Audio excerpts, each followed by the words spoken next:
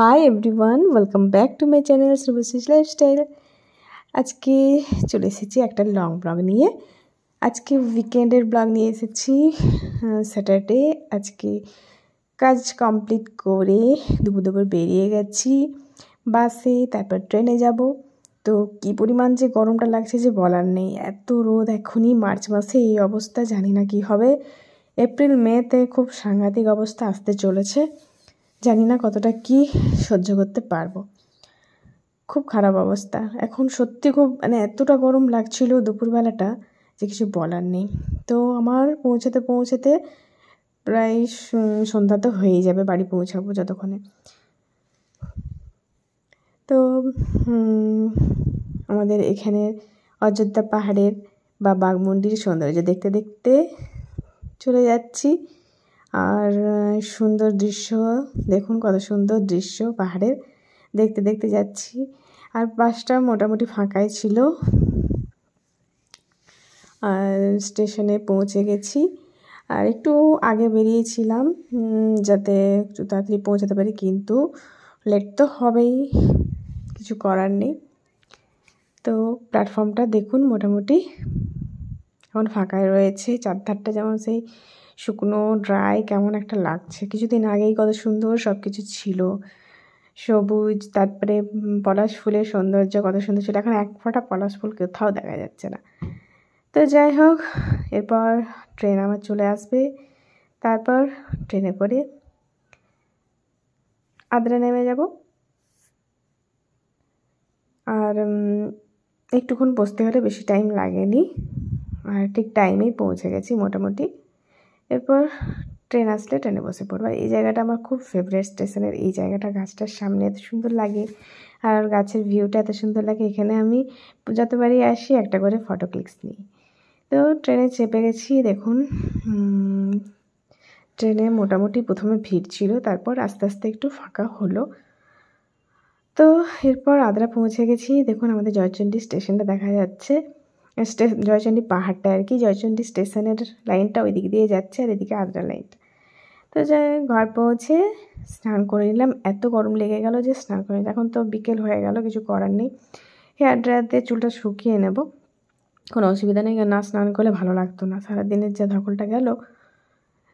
আর শরীরটাও প্রচণ্ড খারাপ লাগছে, এত কাজের চাপ যাচ্ছে যে কিছু বলার নেই। আর গরমে শরীরটা সত্যিই খুব খারাপ যাচ্ছে, চেহারার অবস্থা খুবই খারাপ।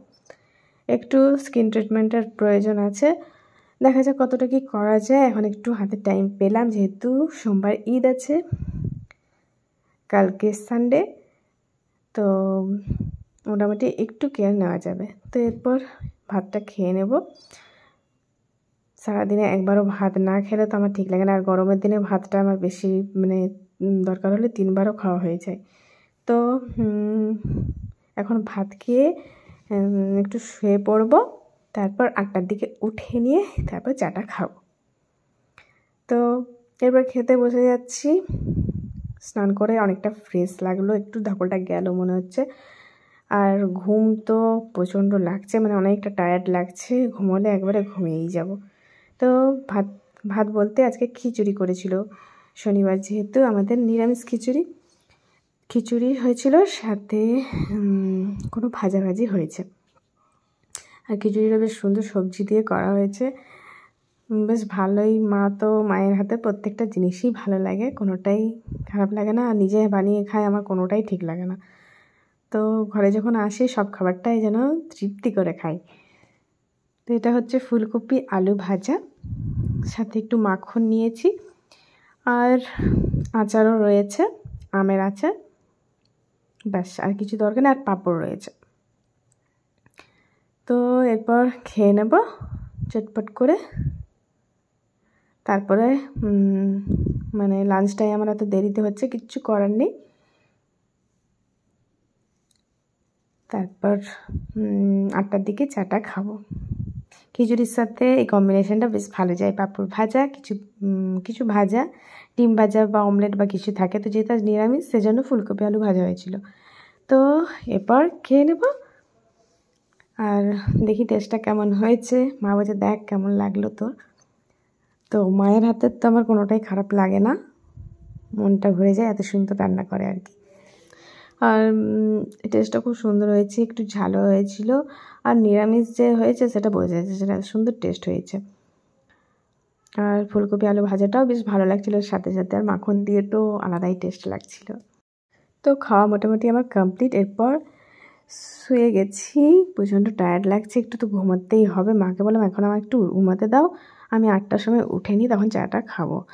তো আমাকে একদম ওঠায়ও না, অনেকটা টায়ার্ড লাগছে, একটু ঘুমটা খুবই প্রয়োজন। তো সেই হিসাবে শুয়ে যাচ্ছি। তো ব্লগটা এখানেই শেষ করছি। আমার ব্লগ বা ভিডিও কেমন লাগলো অবশ্যই কমেন্টসে জানাবেন। ভালো লাগলে লাইক কমেন্ট সাবস্ক্রাইব অবশ্যই করবেন। নেক্সট ভিডিওতে আবারও দেখা হবে। ওকে, টাটা।